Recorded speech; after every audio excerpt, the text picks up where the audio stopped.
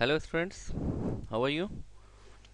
In this video we will discuss some legal issues related to the e-commerce that are trust in e-commerce, encryptions, consumer and seller protection, gambling, IPR, intellectual property right, taxation, free speech, encryption and censorship. Trust in e commerce means होता है कि जो भी business आप करते हैं उसमें trust सबसे बड़ी चीज़ होती है। देखिए, ट्रस्ट मेक द गुडविल। अगर आपने अपने कस्टमर्स पर ट्रस्ट नहीं बनाया या कस्टमर का ट्रस्ट बिजनेस पर नहीं हुआ तो ये बिजनेस ज़्यादा दिन चलने वाला नहीं है। हाँ, कभी भी कंपनी कस्टमर का, जैसे मान लीजिए आपने कोई प्रोडक्ट लिया है ऑनलाइन और कस्टमर थोड़ा डिसअपॉइंट हो गया, तो जो कंपनी उसको सेटिस्फाइड करेगी कस्टमर उधर स्विच कर जाएगा। तो हमेशा ये ध्यान रखना चाहिए कंपनी को कि अपने कस्टमर का ट्रस्ट बनाए। कस्टमर का ही नहीं, सिर्फ बायर है, सप्लायर है, वेंडर है, अगर पार्टनर हैं उनको भी आपस में ट्रस्ट बनाना चाहिए। अगर कोई बिजनेस चला रहे हैं उसमें कई सारे चैनल पार्टनर्स हैं तो चैनल पार्टनर्स को एक दूसरे में ट्रस्ट होना चाहिए। तो विदाउट ट्रस्ट आप किसी भी चीज़ को ज़्यादा दिन तक नहीं चला सकते, चाहे कोई भी काम हो। जितने भी अच्छे, इवन हम ये भी कह सकते हैं कि भाई निगेटिव जो दुनिया है यानी कि गलत कामों की जो दुनिया है वहाँ भी ट्रस्ट काम करता है, वो ट्रस्ट अपनी तरह से करते हैं। उसी तरीके से जितनी भी सही जगह हैं, जैसे आपके जो भी बिजनेसेस हैं, स्कूल हैं, कॉलेजेस हैं, आपका घर है, परिवार है, हर जगह ट्रस्ट का बहुत बड़ा रोल है, विश्वास जिसको कहते हैं। ठीक है, तो विश्वास अगर आप टर्म याद रखेंगे तो आपको ट्रस्ट हमेशा समझ में आएगा कि ई कॉमर्स में, या ट्रस्ट इन फैमिली, अब यहाँ ई कॉमर्स की जगह कर दिए trust in family, trust in business, trust in education, trust in transaction, trust in banks, trust in loans, anything. ठीक है, तो आप कुछ भी ट्रस्ट के साथ जोड़ सकते हैं, तो विश्वास याद रखिएगा। तो हम यहाँ पर बात करेंगे trust in e commerce. Like अब जैसे यहाँ पर लिखा हुआ बी ट्रांसपेरेंट, यानी कि कोई भी चीज़ हिडन नहीं होना चाहिए। Transparency makes a business inviting to customers. Transparency अगर है तो बिजनेस, जो कस्टमर्स हैं वो अट्रैक्ट होते हैं। ठीक है, as online business you have literally zero physical appearance, क्योंकि आपका देखिए ऑनलाइन बिजनेस में आपको कोई भी सामने से नहीं देख रहा है। ठीक है, आपको कोई भी सामने से देख नहीं रहा है, सब कुछ जो आपने लिखा हुआ है उसी पे वो विश्वास करेगा। कोई प्रोडक्ट है उसकी स्पेसिफिकेशन आप पढ़ते हैं, उसी पे वो एतबार कर लेता है। ठीक है, तो इसी तरह से आप, इसका मतलब ये हो गया कि जो आप लिख रहे हैं, जैसे आपने कोई प्रोडक्ट लिया ऑनलाइन और उसमें आप टेक्निकल स्पेसिफिकेशन से उस प्रोडक्ट पे ट्रस्ट बनता है, रिव्यूज़ पे, रिव्यू अगर अच्छे हैं तो रिव्यू से प्रोडक्ट बनता है। ठीक है, ट्रस्ट बनता है। तो इस तरीके से ट्रस्ट बहुत ही ज़रूरी है। ठीक, तो यही सारे पॉइंट्स यहाँ पर हैं, just go through the point and you will easily understood the trust. Non work related use of internet, ये क्या है, इसको हम लोग डिस्कस करते हैं कि जैसे आपके जो एम्प्लॉयज़ हैं, ठीक है, तो कंपनीज ने, आपकी कंपनी है, आपने कंपनी में पूरे मान लीजिए 1000 आपके 100 कंप्यूटर्स हैं, 100 कंप्यूटर का नेटवर्क है, उस पर इंटरनेट कनेक्शन है। तो इंटरनेट कनेक्शन किस लिए है, आपके बिजनेस के जितनी भी पॉलिसीज़ हैं उसको यूज़ करने के लिए, ना कि एम्प्लॉय अपने पर्सनल ईमेल्स कर रहा है, उस पर सोशल मीडिया पर है और उस पर क्या कहते हैं अपने वर्क कर रहा है, इंटरनेट का मिस यूज़ कर रहा है, इंटरनेट पे वो वीडियो देख रहा है, काम छोड़ करके वीडियो देख रहा है। ठीक है, तो इससे जो है क्या होता है, कंपनी की जो वर्किंग होती है वो अफेक्ट करती है। इसलिए आप क्या करेंगे कि कंप्यूटर का यूज़ करने की आपको पॉलिसी बनाना चाहिए। इंटरनेट एक्सेस को एम्प्लॉई के क्या कहते हैं, जो डेस्कटॉप है, एम्प्लॉई का जो कंप्यूटर है उस पर क्या कहते हैं आप ब्लॉक कर दीजिए, कुछ चीज़ें सोशल साइट्स ब्लॉक कर दीजिए कि उस पर वो जो कंपनी से रिलेटेड इंटरनेट की चीज़ें सिर्फ वही एक्सेस कर सके, बाकी चीज़ों को ब्लॉक कर दीजिए। कुछ सॉफ्टवेयर्स ऐसे आते हैं जो यूज़र्स को इंटरनेट पे ब्लॉक करते हैं, उनके रिस्ट्रिक्शन को तय करते हैं, तो वो सॉफ्टवेयर्स हमारे पास होने चाहिए। कुछ पासवर्ड लेवल कंट्रोल्स होने चाहिए। तो इस तरह की कुछ पॉलिसीज़ अगर हम लगाएंगे तो कंप्यूटर, तो वो पॉलिसीज़ किसके लिए होगी, पॉलिसीज़ फॉर ऑल एम्प्लॉय, सभी एम्प्लॉय के लिए होगी। तो this policy define appropriate usage of company computer, के कंपनी कंप्यूटर का जो सही यूज़ है वही आप करें, अननेसेसरी दूसरी चीज़ें यूज़ ना करें। यानी कि जिसलिए जैसे लाइब्रेरी में आप गए तो बुक्स पढ़ने के लिए गए, अब लाइब्रेरी में आप वीडियो गेम खेलेंगे, कुछ करेंगे तो न्यूसेंस क्रिएट होगा। तो इसी तरीके से कंपनी में जो भी इम्प्लॉयज़ हैं वो वर्क करने के लिए हैं, इंटरनेट करने के लिए नहीं है कि आप वो इंटरनेट पे सर्फिंग कर रहे हैं, वीडियो देख रहे हैं, फेसबुक कर रहे हैं और अपनी सारी चीज़ें कर रहे हैं, लेकिन कंपनी का काम एक कोने में डाल रखा है। तो इसलिए बहुत सारे सॉफ्टवेयर्स भी आते हैं जिसे हम ब्लॉक कर सकते हैं, पासवर्ड लेवल की सिक्योरिटी उसमें दे सकते हैं। तो ये सब सारी चीज़ें करके हम non work related use of internet को हम रोक सकते हैं, we can prevent it. IPR, intellectual property right. Intellectual property right, IPR, ये क्या है? जब भी आपके कोई भी नए आइडियाज़ होते हैं, तो नए आइडियाज़ अगर आपके हैं और आप चाहते हैं कि वो नया आइडिया आपका ही रहे, तो आपको उस आइडिया को पेटेंट कराना रहता है। या आपने कोई लोगो बनाया, तो लोगो आपका अपना यूनिक लोगो है, बिजनेस में आप लोगो यूज़ कर रहे हैं, वो लोगो अब आप चाहते हैं कि उस लोगो को कोई और यूज़ ना करे, तो उस लोगो का आपको ट्रेडमार्क या रजिस्टर्ड कराना पड़ता है। ठीक है। आपने कोई भी क्या कहते हैं फॉर्मूला इजाद करा है, जैसे दवा का, दवा कोई बनाई है या कोई केमिकल बनाया है या कोई ड्रिंक बनाया है जिसका फॉर्मूला सिर्फ आपको ही पता, अब आप चाहते हैं ये फॉर्मूला कोई और यूज़ ना कर सके, तो उनको हम ट्रेड सीक्रेट्स कहते हैं। इसी तरीके से पेटेंट्स कहते हैं, कोई पेटेंट्स कराना, ट्रेडमार्क्स है, कॉपीराइट है, ये सारे वर्ड्स आपने सुने हुए होंगे। कोई जैसे क्या कहते हैं कोई दवा बनाने की कंपनी, उसने किसी प्लांट को, एक नए प्लांट को उसने पैदा किया है, तो वो उस प्लांट का पेटेंट कर लेगा। तो प्लांट ब्रीड राइट्स होते हैं कि वो प्लांट अब कोई और कंपनी नहीं उगा सकती है। ठीक है। इसी तरीके से यूटिलिटी मॉडल डिज़ाइंस है। यूटिलिटी मॉडल डिज़ाइन का मतलब हो गया, जैसे मान लीजिए किसी ने किसी कंपनी ने कार का, जैसे मर्सिडीज़ है, अब मर्सिडीज़ का एक कोई मॉडल हो कार का, तो वो मॉडल दूसरी कंपनी यूज़ नहीं कर सकती, उस मॉडल को थोड़ा डिफरेंट करके वो यूज़ कर सकते, लेकिन सेम मॉडल वो यूज़ नहीं कर सकते, तो वो यूटिलिटी मॉडल डिज़ाइन का पेटेंट होता है। इसी तरीके से ट्रेड सीक्रेट्स होते हैं, पेटेंट्स होते हैं, जोग्राफिकल इंडिकेशंस होते हैं, तो ये सब आता है आपका इंटेलेक्चुअल प्रॉपर्टी राइट। अब ये पूरे वर्ल्ड में होता है, इंडिया में जैसे पूरे वर्ल्ड में हर कंट्री का अपना अपना इंटेलेक्चुअल प्रॉपर्टी राइट का लॉ होता है, कॉन्स्टिट्यूशन में ये दिया हुआ है। तो इसी तरीके से इंडिया में इंटेलेक्चुअल प्रॉपर्टी राइट हमें कहाँ मिलेगा? कॉपीराइट लॉ में मिलेगा, इंडियन कॉन्स्टिट्यूशन में। ठीक है। तो इंटेलेक्चुअल प्रॉपर्टी राइट, यहाँ पे इसकी डिफिनीशन लिखी हुई है, just go through the definitions. जो इंटेलेक्चुअल प्रॉपर्टी राइट, यहाँ पे ये नेक्स्ट पैराग्राफ पढ़ेंगे आप, तो refer to the creation of the mind such as, जैसे इन्वेंशंस है, लिटरली आर्टिस्टिक, कुछ आर्टिस्टिक वर्क आपने करा है, कोई सिंबल है, लोगो है, डिज़ाइन है, इमेज है, इन सबको पेटेंट कराने के लिए ये लॉ यूज होता है, इंटेलेक्चुअल प्रॉपर्टी राइट। ठीक है। फ्री स्पीच, फ्री स्पीच का मतलब होता है कि आप, फ्री स्पीच मतलब you are free to speak anything. तो इस तरह से इंटरनेट पे बोलने का, इंटरनेट पे कुछ भी पोस्ट करने का कुछ नियम और कानून होता है।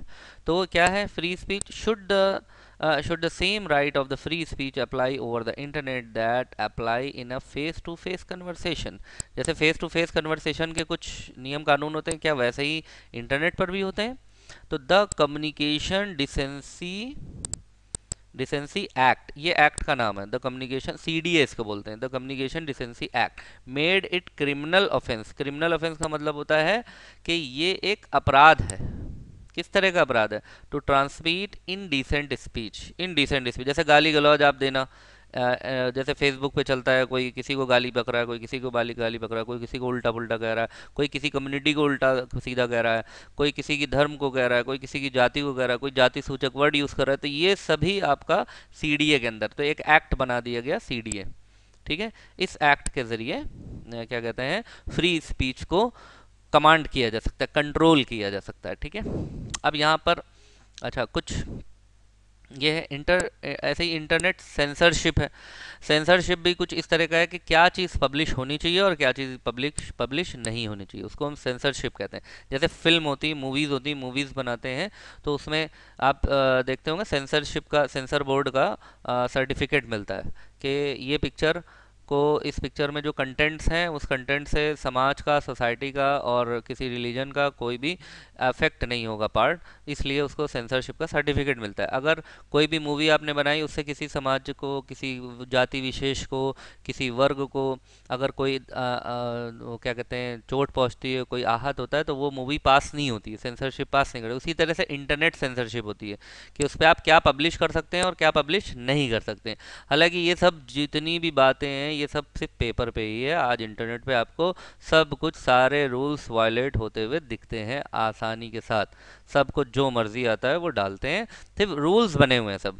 ठीक है, जिस तरीके से हमारे सिटी में रूल बने, भाई ये रेड लाइट पे रुकना है, हेलमेट पहनना है, इंश्योरेंस रखना है, फलाना ढिमका, लेकिन कहाँ कोई रखता है? कहीं चेकिंग हो रही है, कहीं चेकिंग नहीं हो रही। तो रूल्स सिर्फ बनते हैं बस। Rules are made to be broke. किसी भी कोई भी रूल जो बनाए जाते हैं वो तोड़ने के लिए बनाए जाते हैं। खैर, रूल तो रूल ही है। तो इंटरनेट सेंसरशिप भी बना हुआ है कि वो ये देखता है कि कौन सी आप इंटरनेट पे चीज़ें पब्लिश कर सकते हैं, इंटरनेट पे आप रेगुलेट कर सकते हैं, इंटरनेट पे किस तरह का, जो कि किसी भी क्या कहते हैं रिलीजन को, किसी के मोरल को, किसी बिजनेस रीजंस को अफेक्ट ना करें। इस तरह की बहुत सारी चीज़ें इसमें होती हैं। और ये किससे सपोर्ट करता है? Support for opposition to the internet censorship also varies. In 2012 Internet Society Survey, 71% of respondents agreed that censorship should exist in some form on the internet। के सेंसरशिप होनी चाहिए, मतलब ये रोकना चाहिए कि कुछ चीज़ें हम, मतलब कोई भी अगर ऐसी चीज़ पब्लिश कर रहा है जो किसी को नुकसान दे रही है, तो उस चीज़ को रोकना चाहिए। लेकिन ऐसा हो नहीं रहा है, बेसिकली ये पूरी तरीके से इम्प्लीमेंटेड नहीं है, बस रूल्स बने हुए हैं। हालांकि हमको ये चीज़ एग्जाम में नहीं लिखनी है कि रूल बने लेकिन इम्प्लीमेंट नहीं हो रहा, आपको बस लिखना है कि इंटरनेट सेंसरशिप होती क्या है। अब जो हम लोगों ने अभी इन डिसेंसीज पढ़ा, फ्री स्पीच, तो फ्री स्पीच का कुछ यहाँ पर रूल्स हैं कि under section CDA 230, 230 is the section, ये सेक्शन है, सेक्शन 230, ठीक है, ऑफ इंडियन कॉन्स्टिट्यूशन। तो इसी तरीके से जापान है, कनाडा है, यूरोपियन कंट्रीज़ में भी ये 230 सेक्शंस अप्लाई होता है, जिससे हम इनडेसेंसीज, जो कम्युनिकेशन डिसेंसीज होता है, मतलब कि कम्युनिकेशन करने के लिए जो मैनर होने चाहिए, वो मैनर को फॉलो करने के लिए ये रूल्स बनाए जाते हैं। The legal protection provide CDA are unique to US law. European nation, Canada, Japan, and the vast majority of other countries do not have similar statutes of on the books. While these countries have high level of internet access, most prominent online services are based in the United States. This is in part because CDA 230 makes the US a safe haven, even for websites that want to provide a platform for controversial or political speech and legal environment favorable to free expression। तो क्या है कि ये जो चीज़ें हैं, जैसे America वगैरह है या कनाडा है, जापान है, उसमें वहाँ पर बहुत स्ट्रिक्टली ये सब फॉलो नहीं होता। तो वहाँ पर आपको जो मन है वो बोल दीजिए, तो वर्ल्ड का पूरा मीडिया जो है वहाँ का सर्वर और वहाँ की सारी चीज़ें यूज़ करता है, और पूरे वर्ल्ड में आपको जो बोलना है वो आप बोलते रहिए। ठीक है। टैक्सेशन, टैक्सेशन क्या है? टैक्स से रिलेटेड, जैसे इनकम टैक्स होता है, आप कोई भी काम करते हैं, पैसा कमाते हैं, उस पर सरकार को टैक्स देना पड़ता है आपकी इनकम पर, एक्सपेंस हटा करके। तो उसी तरीके से इंटरनेट पे भी जितने भी ई कॉमर्स कंपनीज हैं वो सब टैक्सेस पेड करती हैं, उसे हम टैक्सेशन कहते हैं, टैक्सेशन फॉर ई कॉमर्स, ये टैक्सेशन फॉर ई कॉमर्स है। ठीक है। The allocation of taxing rights must be based on mutually agreed principles and a common man understanding of how these principles should be applied. In addition to the need of consensus between governments and business, a need for cooperation between them has also been identified. Aspect of internet e-commerce relevant of tax policy makers change in the business practice due to the advent of the electronic commerce will affect taxation in the following ways। अब ये taxation कैसे affect करता है, ये इसके यहाँ पर points लिखे हुए हैं। Just go through the points, read it and note in your notebook। Tax related issue raised in the evolution of e commerce transaction. क्या इश्यूज हैं? वो इश्यूज ये हैं, सारे इश्यूज हैं, just read it.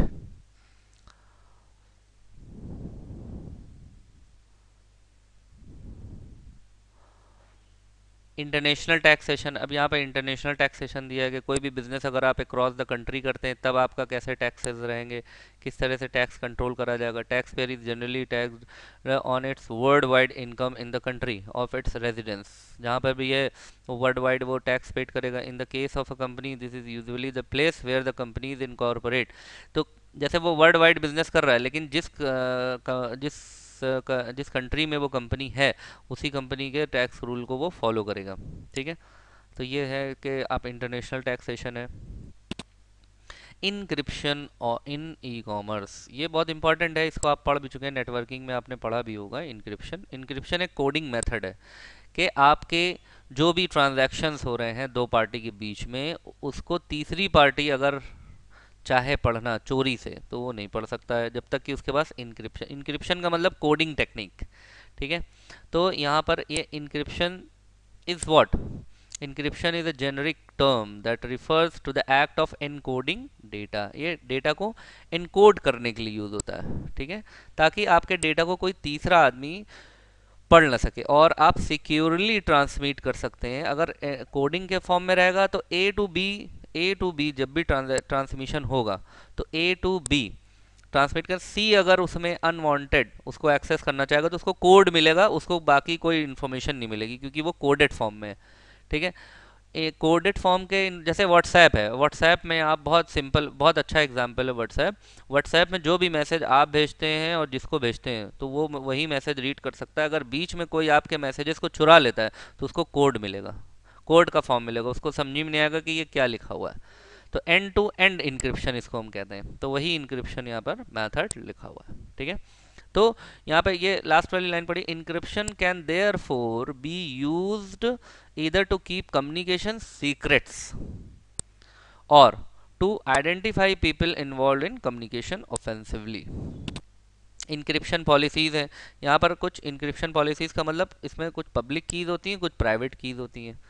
Public key encryption is much more important than symmetric encryption for the purpose of e-commerce। E-commerce के लिए public key encryption use होता है और यहाँ पर public key encryption relies on two keys, दो keys होती हैं public, one which is public and one of which is private. Public key में दो चीज़ें होती हैं, एक होती है पब्लिक की, एक होती है private key. If you have one key you can not infer the other key. अगर आपके पास एक की है तो ये नहीं कि आप दूसरी की भी जान जाएंगे, नहीं, पब्लिक की डिफरेंट होगी, प्राइवेट की डिफरेंट होगी। ठीक है, कैसे ये वर्क करती है इस आप पैराग्राफ को पढ़ेंगे तो आपको एग्जाम्पल में समझ में आ जाएगा ये कैसे काम करता है। ठीक है, यहाँ पी के ई का मतलब है पब्लिक की इंक्रिप्शन। कुछ और भी यहाँ पर इश्यूज हैं, that is information related to encryption include जैसे सिक्योर सॉकेट लेयर प्रोटोकॉल। ठीक है, the effectiveness of occasion flaw, और ये सब सारे कुछ इश्यूज हैं जो कि आपके इंक्रिप्शन से रिलेटेड है। Just check it out, read it and note on your notebook. Online gambling, gambling का मतलब होता है जुआ। ठीक है, जैसे आजकल आप देख रहे हैं बहुत सारी ऐप आई हैं जो कि आपको कहती हैं कि फलाना गेम खेलिए उसमें पैसा मिलेगा, पॉइंट मिलेगा। जैसे आईपीएल में है, आईपीएल का भी ऑनलाइन ऐप आ गया, ये सब गैम्बलिंग कहलाता है, ऑनलाइन गैम्बलिंग। कुछ ऑनलाइन गैम्बलिंग को तो क्या कहते हैं, जो बोर्ड होते हैं, गैम्बलिंग बोर्ड्स होते हैं, गेमिंग बोर्ड्स, उन्होंने अथोराइजेशन दे रखा है, कुछ अभी अनऑथराइज्ड हैं, जब वो पकड़े जाती हैं तो बंद हो जाते हैं। जैसे मार्केट में जुआ कोई खेल रहा है, अब जुआ खेलना तो इलीगल है ना, तो नीम के पेड़ के नीचे बैठ के लोग जुआ खेलते रहते हैं, ताश खेलते रहते हैं और पैसा लगाते रहते हैं, वो इलीगल हो गया। लेकिन उसी चीज़ को जब गवर्नमेंट कहती है भाई जाके कैसीनो में खेलो, तो कैसीनो का लाइसेंस मिलता है, फिर लाइसेंस जा करके आप वहाँ पर जुआ खेलिए, वहाँ पे पैसा दे करके आप जुआ खेलिए।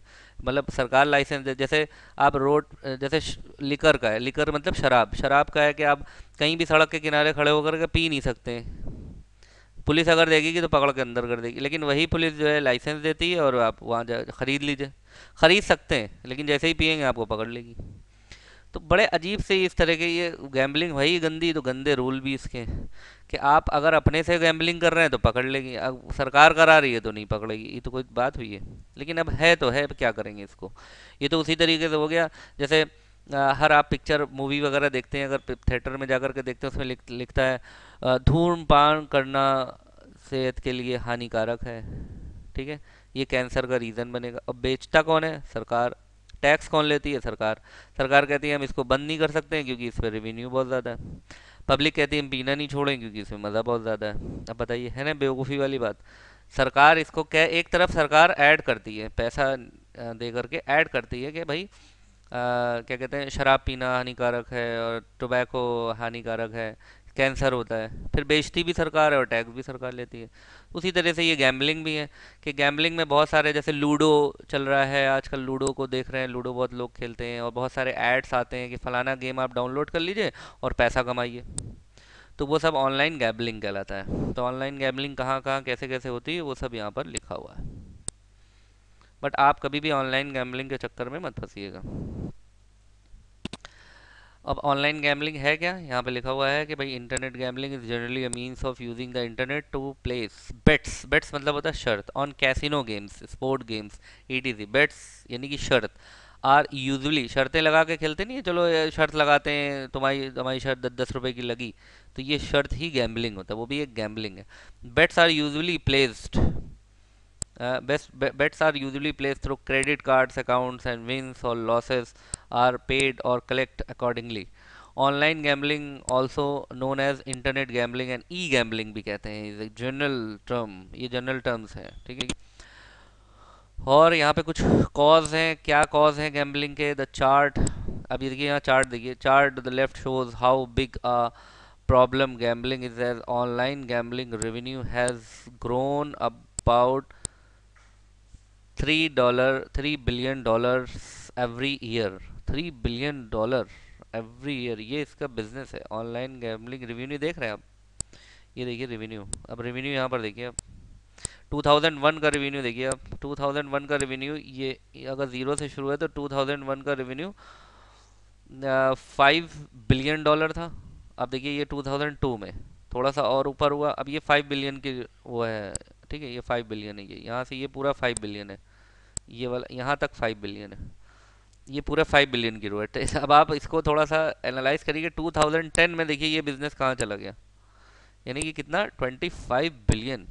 ये 2010 का है, अभी क्या चल रहा है 2020, यानी कि ये लाइन कहाँ चली गई होगी, ये लाइन यहाँ पर चली गई होगी, ये यहाँ चली गई होगी लाइन, ये इस पॉइंट पर आ गई होगी यहाँ पर, है ना। 2000 कितना बड़ा ये है, सब इलीगल। अब बताइए, नुकसानदेह चीज़ भी है, रेवेन्यू भी है, गवर्नमेंट इस पर रेवेन्यू भी कमा रही है। बड़ी अजीब सी बात है ये। इन इंडिया, अब इंडिया में देखिए, इंडिया में क्या है, इंडिया में 40%, तो इसमें लिखा हुआ है कि 40% of Indian population have a computer and internet visit online gambling website. अब बताइए कि इंडिया में जो 40% लोग हैं वो गैम्बलिंग, क्योंकि देखिए जहाँ पर रोज़गार कम होता है ना, तो लोग शॉर्टकट पैसा कमाने के लिए बड़ा सा जानते हैं, रोज़गार मिलेगा नहीं, मेहनत बहुत है, पढ़ाई में बड़ी मेहनत है, पढ़ेगा कौन। अब आप लोग जैसे ऑनलाइन पढ़ रहे हैं, इतनी मेहनत कर रहे हैं, हर हर इंसान नहीं कर पाता है। वो चाहता है हम शॉर्टकट पैसा कमा लें, तो वो बस यही ऑनलाइन लगे रहते हैं। वो पॉपुलेशन 40% की है, आप लोग 40% में से नहीं है ना, बनिएगा कभी। तो आप यहाँ पर क्या है कि वो 40% जो लोग हैं, ये वो लोग हैं, कुछ तो भाई उनका प्रोफेशन होता है कि वो जुआ कराते ही कराते हैं। कुछ लोग इसमें ऐसे लग जाते हैं कि शॉर्टकट पैसा यार कमा के देख ही लेते हैं, बैठ के क्लिक ही तो करना है, तो फिर वो चीज़ अच्छी नहीं है। और जुआ कितना ख़राब होता है ये आप अपने पेरेंट्स से पूछिएगा, ये वही गैम्बलिंग है ये। लेकिन अब है तो है, क्या करेंगे। प्रॉब्लम विद इंटरनेट गैम्बलिंग, अब इंटरनेट गैम्बलिंग के क्या प्रॉब्लम्स हैं कि nature of internet gambling makes it conducive to producing problem gambling like 24 hour immediate access. आप एक तो 24 घंटे ये अवेलेबल है, ऐसा नहीं है कभी 3 घंटे के लिए खाली खुलेगा फिर बंद हो जाएगा, तो आप 24 घंटे कभी भी खेल सकते हैं। ठीक है, और इलेक्ट्रॉनिक कैश, ये सब है। इलेक्ट्रॉनिक कैश होना चाहिए, ability to play under influence of drugs and alcohols, ये सब प्रॉब्लम्स हो जाती हैं इसमें। लोग ड्रग और अल्कोहल लेना शुरू कर देते हैं, एक गलत चीज़ शुरू करेंगे तो 10 गलत चीज़ अपने आप साथ में जुड़ती चली जाएंगी। सही कह रहे हैं कि नहीं कह रहे हैं, बताइए। In general, evidence suggests the prevalence of problem gambling is 3 to 4 times higher in internet gamblers. जो आपके जो और नॉर्मल जो गैम्बलिंग होती है उससे 3 to 4 टाइम्स हायर है इंटरनेट गैम्बलर्स में ये चीज़, कि जो इंटरनेट के गैम्बलर होते हैं ना, जुआरी, उनमें ये ज़्यादा पाया जाता है। ऐसे अगर कोई मान लीजिए कोई ताश पत्ता खेल रहा है, तो 1-2 घंटे खेलेगा, 3 घंटे, 4 घंटे, 5 घंटे खेलेगा, थक के चला जाएगा। अब इसमें 24 घंटे ऑप्शन अवेलेबल है, बैठे रहिए, आपको कोई देख भी नहीं रहा है। किसी कोई भी कोना थाम लीजिए, घर का, दुकान का, बंगले का, जंगल का, कोई भी कोना थामिए और अपना बैठे, ना कोई पुलिस का डर है ना कुछ है। अब उसमें क्या है, आप ताश पत्ता लेकर के बैठे हुए हैं, पुलिस आई, पुलिस ने अड़का दिए, चले गए, तो थोड़ा कुछ देर के लिए, 1 दिन 2 दिन 4 दिन के लिए रुक गया गेम। लेकिन ऑनलाइन में क्या है, 24 आवर, कभी भी आपने देखा, बस में बैठे हैं खेलते चले जा रहे हैं, ट्रेन में खेलते चले जा रहे हैं आप। तो ये सब चीज़ें हैं, ये सब ख़राब चीज़ें हैं, लेकिन ये भी एक बहुत बड़ा बिजनेस है गैम्बलिंग ऑनलाइन, ठीक है। फिर आता है कंज्यूमर प्रोटेक्शन। कंज्यूमर प्रोटेक्शन के जो प्रोविजंस हैं कि आपको ऑनलाइन क्या प्रोटेक्शन मिलती है, वो यहाँ पर दिया हुआ है कि 1986 में कंज्यूमर प्रोटेक्शन के क्या राइट्स थे, वो ये थे। और 19 एक्ट, जो कंज्यूमर प्रोटेक्शन एक्ट 2019 बना, उसमें क्या यहाँ पर आपका प्रोटेक्शन है कस्टमर की, वो है। तो किस चीज़ में प्रोटेक्शन, जैसे रेगुलेटर, रेगुलेटर है, कंज्यूमर कोर्ट है, और प्रोडक्ट लाइबिलिटी है पिक्यूनरी जुडिक्शन है। ई कॉमर्स में क्या आपको 86 में क्या था, 2019 में क्या था, मीडिएशन सेल्स है। तो ये सब सारा आपका एक कंपैरिजन दिया है कि पहले कंज्यूमर प्रोटेक्शन एक्ट बहुत वीक था, लेकिन अब बहुत स्ट्रांग हो गया कंज्यूमर प्रोटेक्शन एक्ट। अब सेलर की क्या लायबिलिटी है, जो बेचता है उसी की तो सारी लायबिलिटी होती है, कस्टमर की कोई लायबिलिटी थोड़ी होती। कस्टमर ने तो बस खरीदा, अब कस्टमर को क्वालिटी चाहिए, सेलर को क्वालिटी देना चाहिए। अब सेलर की क्या लायबिलिटीज़ हैं, एनी सेलर सेलिंग और एडवर्टाइजिंग इट्स प्रोडक्ट और services as on e commerce platform shall have the following liability. क्या लायबिलिटीज़ हैं, to have a written contract with the e commerce entity prior to such sale और advertisement, written होना चाहिए। To provide all information regarding the contract with the e-commerce entity as required either by law or by any other similar regime, ठीक है। और to provide both single figure total और also a breakup price. ये अब seller को देना चाहिए कि भाई टोटल अमाउंट जैसे मान लीजिए 100 रुपीज़ का है, तो उसमें ब्रेकअप भी दे दे कि 80 रुपीज़ की कॉस्ट है, इतना इसमें इंटरेस्ट है, इतना CGST है, इतना SGST, इतना टैक्स है, इतना सेस टैक्स है, इतना फलाना टैक्स ढिमकाना टैक्स, सब डाल दे। अब तो कोरोना टैक्स भी लगने वाला है लोगों पर, आगे लगेगा। Consumer grievance, grievance redress procedure, ये देखो, कंज्यूमर ग्रीवेंस का मतलब होता है शिकायत, और शिकायत के जो उपचार होते हैं, मतलब शिकायत को दूर करने को कहते हैं रिड्रेस, और शिकायत जो होती है उसे कहते हैं ग्रीवियंस, ठीक है। तो कंज्यूमर की जो शिकायत होती है, कंज्यूमर शिकायत कैसे कर सकता है, रिड्रेस प्रोसीजर क्या है। The guideline mandate that every e commerce entity shall mandatory publish on its website the name and contact detail of the grievance officer. Grievance, आप कोई भी प्रोडक्ट लीजिए ना, उसमें देखिए, आप कहीं भी आपके अगल बगल कोई प्रोडक्ट पड़ा होगा तो उसको उठा करके आप देखिए, उसमें लिखा रहता है कि अगर आपको इस प्रोडक्ट से रिलेटेड कोई कंप्लेन करनी है, शिकायत करनी है, फीडबैक देना है, तो इस पे कांटेक्ट करें। ईमेल आईडी दिया रहता है या कोई कांटेक्ट नंबर दिया रहेगा, या क्या कहते हैं, ग्रीवियंस ऑफिसर का कोई नंबर या कांटेक्ट दिया रहता है। तो ये कह रहा है कि उसको एकदम प्रॉपरली होना चाहिए वेबसाइट पर। और further a clear mechanism is required to be stipulated on the website, और मेथड भी क्लियर होना चाहिए कि अपनी शिकायत कंज्यूमर कैसे कर सकता है। इतना कॉम्प्लिकेटेड ना कर दे कि कस्टमर डरने लगे यार शिकायत करें भी कि ना करें, कहीं उल्टा ना हो जाए मामला। और the guideline mandate redressal of the complaint within 1 month, और एक पर्टिकुलर टाइम होना चाहिए कि भाई 15 दिन में, 20 दिन में, 22 दिन में, महीने भर में वो प्रॉब्लम उसकी सॉल्व हो जाए कस्टमर की। यानी कि साल साल भर जैसे कोर्ट कचहरी में चलता रहता है, 20-20 साल मुकदमा, होता कुछ भी नहीं है। यहाँ पर वो कह रहा है कि नहीं, स्ट्रिक्टली होना चाहिए और फौरन तड़पड़ मामला सॉर्ट आउट होना चाहिए। कुछ कंज्यूमर प्रोटेक्शन यहाँ पे एक्ट लिखा हुआ है, इसमें से कुछ नोट्स बनाना हो तो आप बना सकते हैं, वो आप देख लीजिएगा। इसको कुछ थोड़ा सा लंबा है, आप समझ लीजिएगा। कुछ नोट्स के लायक अगर आपके दिखे तो इसमें वही है कि जो कंज्यूमर प्रोटेक्शन है कि वो कुछ ई कॉमर्स कंपनी 10-12 दिन 15 दिन में रिटर्न पॉलिसी रखती हैं, कुछ पैसे को रिटर्न कर देती हैं, कुछ ई वॉलेट में रिटर्न कर देती हैं, कुछ में ये होता है कि रिफंड हो जाता है, कुछ में ये होता है एक्सचेंज हो जाता है। इस तरह की बहुत सारे प्रोटेक्शन एक्ट्स हैं, वो आप पढ़ लीजिए यहाँ पर। So this is all about your legal issues on the internet. That's it. And thanks for watching.